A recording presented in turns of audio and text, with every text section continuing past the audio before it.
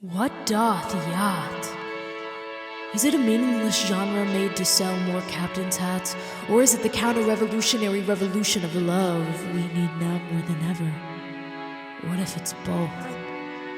What if it's neither? What the hell am I doing here?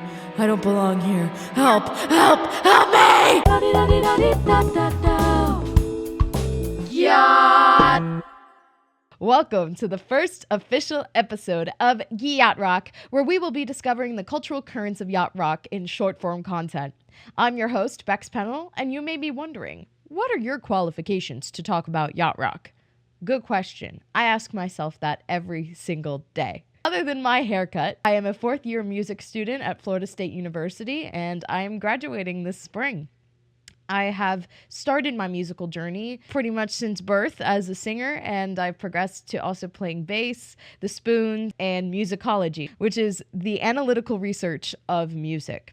My recent project includes Holding Out for a Hero, a musical analysis of Shrek 2's climax that was a finalist at Florida State's Undergraduate Music Research Symposium last spring. Clearly, I am an intellectual. When it came time to choose my final project, I decided to do yacht rock because it's played such a beautiful role in my life. It's a subgenre of music that always made me feel seen for my immense yearning. So I figured it would be a really interesting topic to do a deep dive on. To get into the cultural currents of yacht rock, one must understand the genre. How I define yacht rock is a subgenre of soft rock, predominantly consisting of songs recorded from 1976 to 1984, with elements of R&B, jazz, and sometimes disco. Recognized for their complex composition, professional production, and collaborative social networks of musicians that have worked in Southern California during the period. Key players include, but are not limited to, Michael McDonald, Kenny Loggins, Toto, Steely Dan, and Michael Jackson. It is important to note that the term yacht rock did not exist until 2005, with the launch of an online mockumentary miniseries by the same name.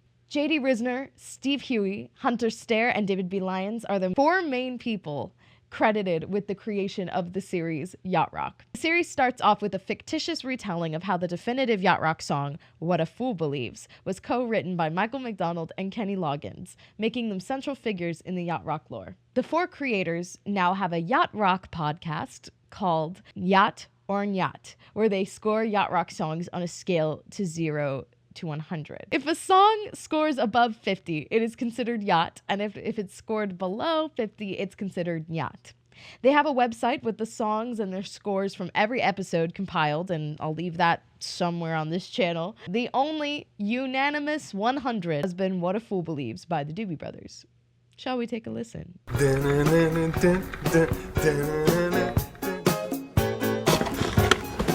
Jimmy, looks like you've inspired them to set sail on a voyage straight to the top of the charts. He came from somewhere back in hell long ago. The sentimental fool don't see, trying hard to recreate what had yet to be created. Once in her life. Notice the bouncy piano, drum, bass interaction? That's called the doobie bounce, which is a common descriptor on the podcast. If you listen to the full song, or even just look at the title, you'll see that the theme of unrequited love and foolishness in love is prevalent.